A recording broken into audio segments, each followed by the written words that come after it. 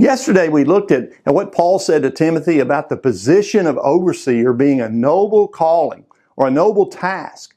Today we look at what qualifies a man to be an overseer or the pastor of a church.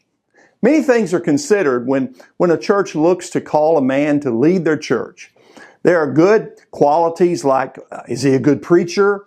Is he educated well? Is he a good fit for the congregation? All those things are important to a church, but Paul doesn't begin with any of these qualities or abilities when he tells Timothy what it is that qualifies a man to be an overseer or pastor.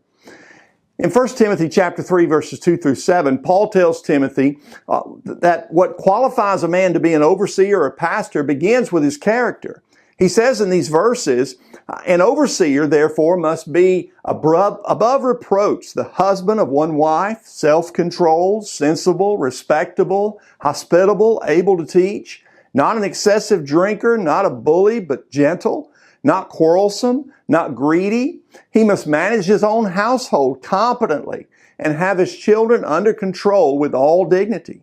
If anyone does not know how to manage his own household, how will he take care of God's church?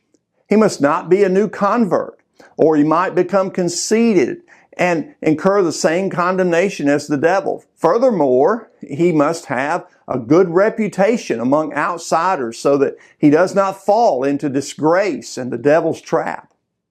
Only two of these qualifications have anything to do with abilities, where Paul says he must be able to teach and manage his own household. But even there, he talks about doing that with dignity.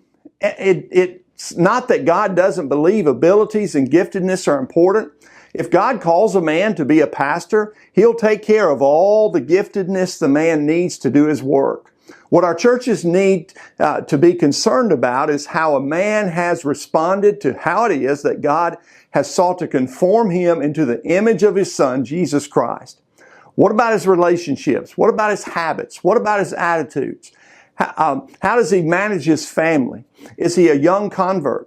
How does he relate to those outside the church?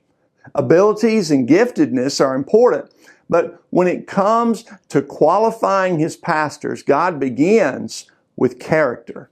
Change begins in you.